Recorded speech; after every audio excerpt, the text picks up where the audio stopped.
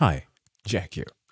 When you think about space, what's the first thing that runs through your mind? For some, it would be the unfathomable size of the universe, the sheer thoughts of why we are here.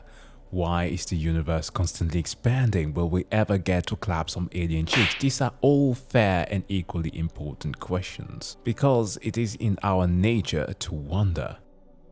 The philosopher Arthur Schopenhauer said that those who don't wonder about the contingency of their existence and that of the world are mentally deficient. Are you? No. The answer is no, because you're a modern day philosopher, one that is going to conquer everything.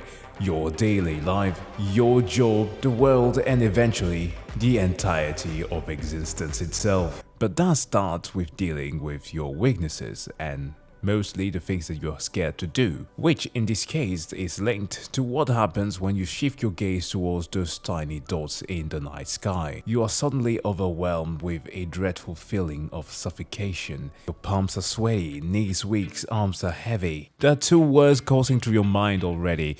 Mom spaghetti. God damn it. You're nervous, but the situation is not atypical. As I came to find out, astrophobia, or the fear of space, is in fact a very real thing. And if you've ever even felt fear for something as trivial as your consumption of space news, you're not alone. In fact, a comprehensive report from the satellite telecommunication company Inmarsat conducted a survey with 20,000 people across 11 countries that found that less than a quarter of the public believe that space exploration is important, while just about a third of them feel like they are excited about space. Additionally, while respondents above the age of 65 remained largely optimistic about the entire endeavor, these, by the way, are individuals who have got to witness both the Apollo 13 and the Challenger mission. Oh my God. Gen Z respondents, on the other hand, between the age of 18 and 24, said that they were more concerned with the existential issues plaguing the Earth, such as anthropogenic climate change. While it does make sense that the focus has shifted a lot for the newer generations who don't celebrate every rocket launches as a family event as they used to do in the past, there seemed to be a genuine anxiety about space, one that manifests in the form of a full-blown astrophobia. In fact, in this very report, 12% of respondents said that they were terrified of space,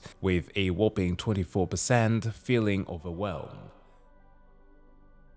This fear is something that might be enhanced by the proliferation of movies and TV shows like Interstellar, Alien, The Martian, The Expanse, etc., that in various degrees paint space as a deadly, inhospitable place that offers naught but death and despair. Now, for the brave, or perhaps just foolish like myself, we have the opportunity to explore space and dive into those fears through video games. And last month, given that Spooktober was around, I decided to undertake that very task through playing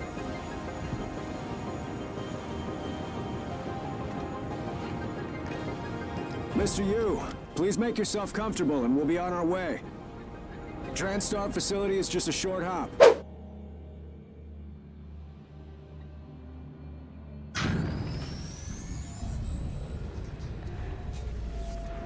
You know what? I'm not even mad that I managed to fake that. That's just really impressive. Nope, not that one, but this one. Manual override initiated. Dead Space, a survival game that came out of Electronic Arts of all places at an unexpected time alongside titles like Mirror's Edge and Mass Effect. Jesus, 2008 was wild. The game stemmed from some Xbox port prototype that they had to do due to time constraint put on them by EA, of course. Heavily inspired by the work done in Resident Evil 4, the game will make use of cinematic references to give substance to its horror-driven world. While the game itself is not the one that popularized the genre, it sure did help push this trend of games mirroring cinema both in terms of form and content, while on the other hand, cinema will respond by adapting video games into feature films. Now, to the game itself. Dead Space starts with a video of a woman talking to our protagonist, an engineer called Isaac Clarke, and you will not see his face up until the end of the game. Not only are you playing as a faceless, quirked up white boy, the woman addressing you is your girlfriend, meaning that you've been busting it down sexual style and making you by default, say it with me now, goated with the sauce. Yes, we learned that your space GF works on the station/ship called the USG Ishimura, one of the many ships that in this new interstellar age are meant to help combat the failings of human civilization. See, Dead Space is set in the time after the Great Twitter War of 20X. There are kind of discussions on where it actually began. Civil strife, overpopulation, lack of resources, religious fanaticism were but the first symptoms of humans trying to one-up each other's failing space arguments with facts and logic. Result: absolute disaster. So in order to survive, they set out to conquer other planets with the use of gravity manipulation, shock drive technology, the likes of which are loaded on ships like the Ishimura. All of this wrapped in a whole new method of fracking called planet cracking. Me, why is there a big freaking hole in the ground? Is that this like centuries equivalent of a huge copper mine? Where are the trucks? They're supposed to... Oh my god. Yes, they are literally ripping chunks of planets, bit by bit until there's nothing left. A delicate process that requires constant monitoring. Not much of monitoring going on here, which by far is one of the resource gathering methods of all times in gaming, and one that may spark the ire of a Captain Planet. Anybody else want to go green? Huh? That's what I thought. Anyways, you along with your maintenance crew must help investigate and possibly repair the ship since its communication has been blocked. The crew is comprised of Kendra Daniels, a computer specialist, and Chief Security Officer Zach Hammond. For Jack, there are 5 people on the crew. Thank you, GigaChat viewer. There are. Not for long. Some malfunctions occur and your ship crashes into the Ishimura. Your crew survives and in classic fashion, you are sent to fix the front door when... Hell? I don't know, something's in the room with us.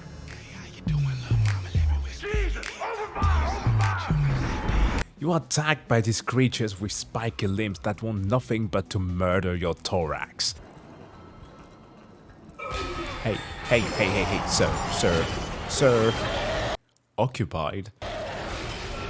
It's almost like I didn't just tell him to. So essentially, a good part of the first half of this 12 chapter long game revolves around you trying to find the Wi-Fi password and maybe, probably, escape the ship. Visually speaking, this game is incredible, and while I do know that there is a remake coming, made in Unreal Engine, I try to stay away from that so to not expose myself to potential spoilers, but for something that, as aforementioned, came out in the same year as Mirror's Edge, I appreciate what they did here. What? What I mean by that is that the vibes are just right. The lighting is dark, but just dark enough for you to have a few cases of pareidolia, which is that tendency that the brain tends to have, for example in the dark, to create shapes from things that are not there. Darkness and smoke will hide shortcomings, while the light from your suit and weapons will at times be the sole source of brightness in the dark room. And speaking of suit, the devs made this great and immersive decision of incorporating the whole thing, or like the hot element especially within the environment and especially your suit. For example, that neon hue filling up your spine. Sounds kinda disgusting. That's your health bar. Ammo count, all neatly rendered on your weapon. Wanna see where to go next or what objective you've forgotten to do because you ran out of ammo and started bolting away like a little bitch? Watch your profanity. Project that holographic display that Isaac will watch along with in real time. This extends to the environmental storytelling. When in areas that aren't covered with the organic tissues of your fellow used to be humans,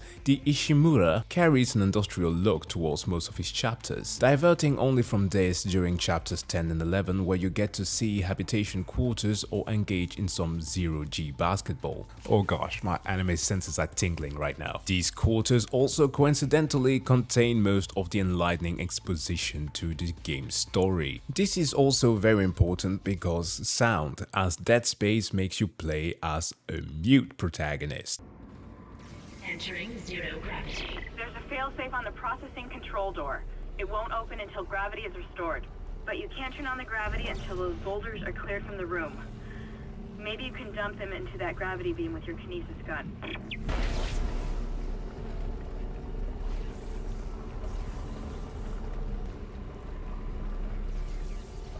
Which can be nice and immersive as the game removes all immersion-breaking dialogue that possibly could break away from any tense moment, that in turns are enhanced with the audio cues. Nope. The occasional Hans Zimmer moments. Headed right for us. Isaac! Isaac! There! The wailing of what sounds like the Death Stranding whale boss. But worst of all, the equivalent of your phone notification sounding up at 2 in the morning.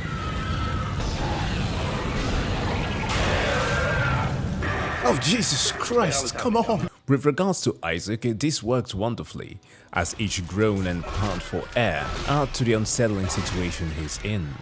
The only issue that I have with this is that he just simply nods at every request, all of which are sure to get him killed. I guess it adds to the emptiness of it all, keeping the space dead as it otherwise would if he were to speak. Oh my god, keeping the space dead? But I must say that it was weird to just going along with everything that you were told to do. Lastly, about sound was the the noises made during the dismemberment of various types of enemies, and this of course also extends to Isaac himself.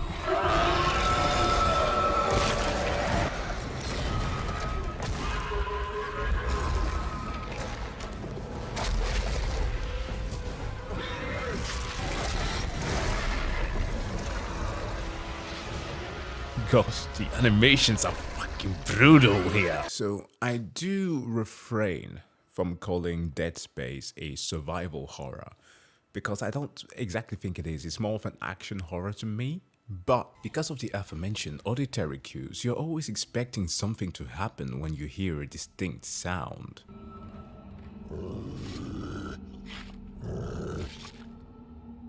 Is it coming out or not? And when nothing happens but you still hear the sound, it makes you even more unsettled, and that I think is very nice. Enough about the technical, let's talk about the story aboard this ship that in very Event Horizon fashion is clearly possessed by the devil. Yep, officer, the autopsy report were correct, death by ingestion of a Beyblade. After our elevator ride is almost rudely interrupted, we run into a room where the game displays the distilled nectar of this thing called subtlety and gives us our first weapon, and it really is the only necessary weapon as the rest are just for show. Ass.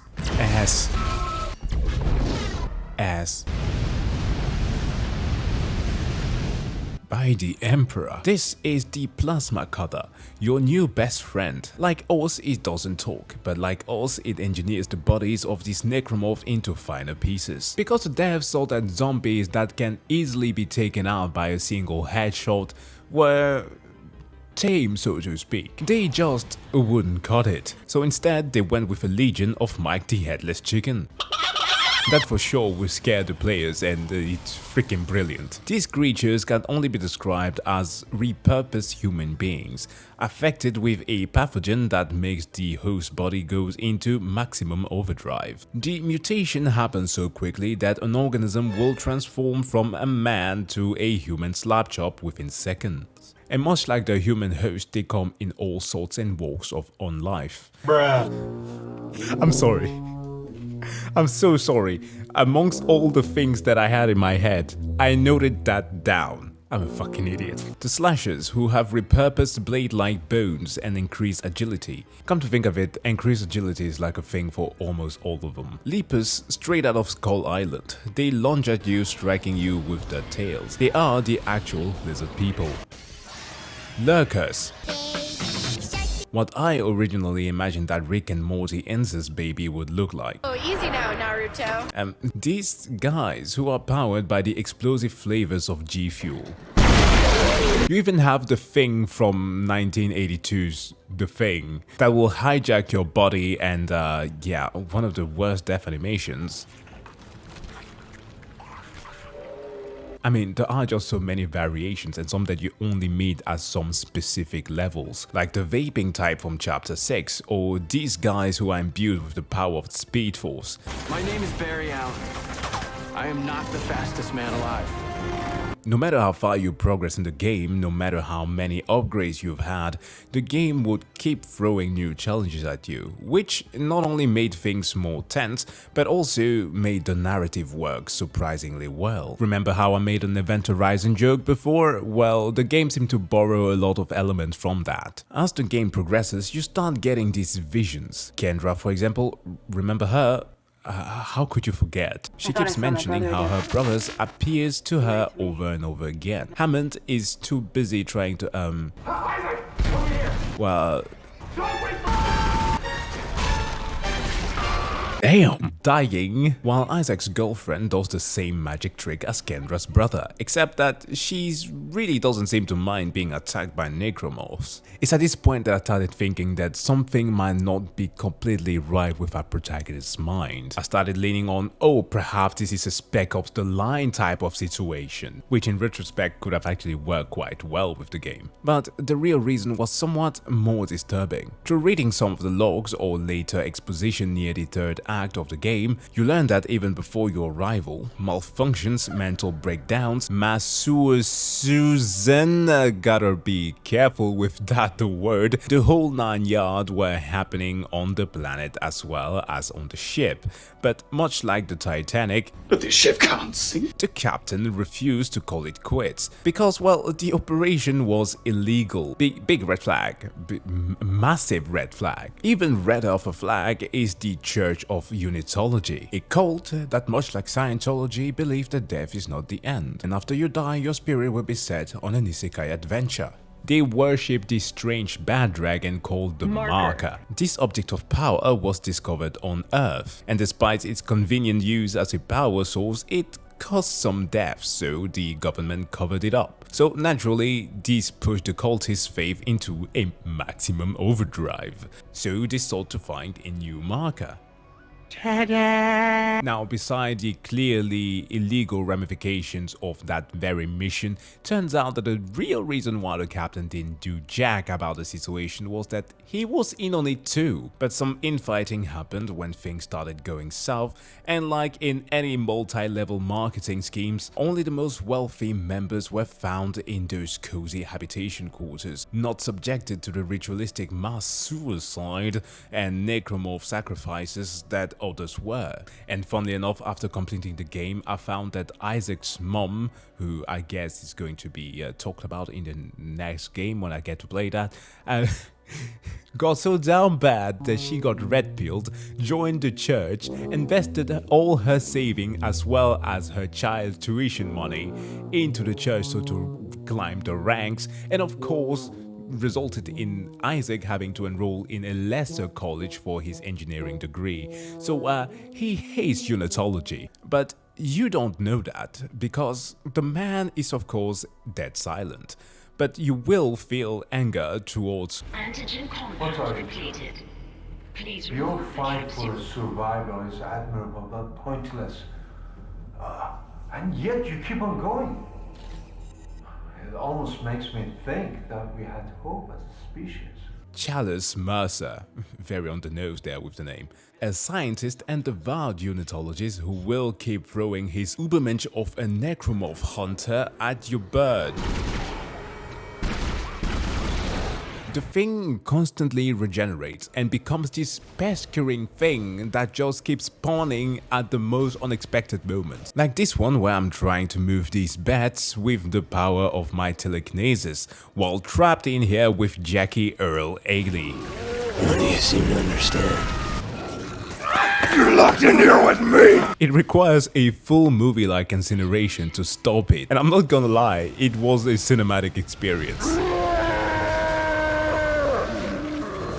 And when you think that the story is finally wrapping up, that's when you get hit with all of the twists. Twist is dead! Oh my god! Oh, dick twist! Isaac, with the help of a Dr. Kane, tried to return this giant and phallic object to its place of origin, and bam! Kendra double crosses you. She's a sleeper agent and tells you that the marker that you've got isn't even real. It's a copy. The government wants it, and so she's going to yoink it from you and leave you to die.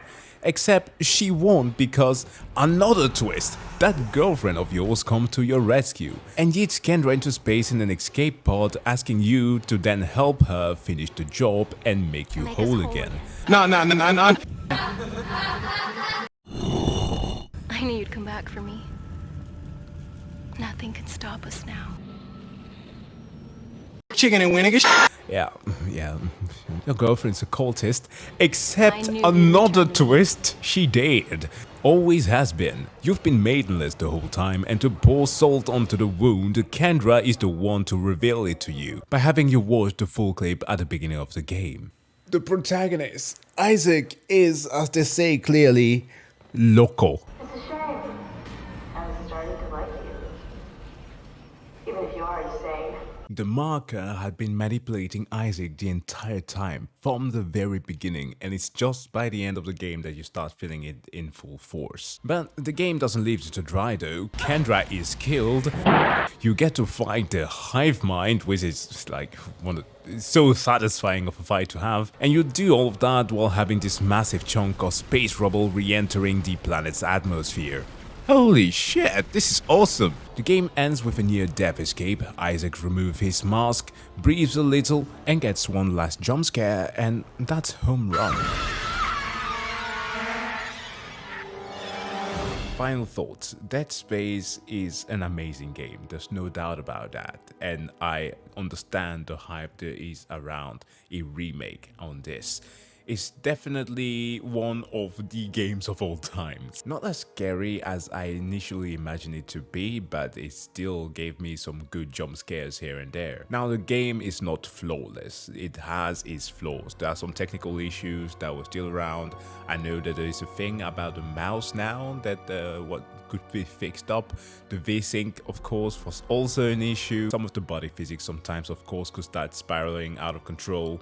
And there's an actual bug in the very beginning, which it doesn't matter, I found out, even if you turn off V-Sync, that if you shoot at one of the lights, and I tried that multiple times, you will not get through the first door of the level. You will be stuck at an invisible wall. And that is weird as fuck to me. Anyways, that has been my review of Dead Space. Hopefully you liked this video, and more reviews to come in the future. Stay tuned, like it if you liked it, and I see you guys in the next one. Bye.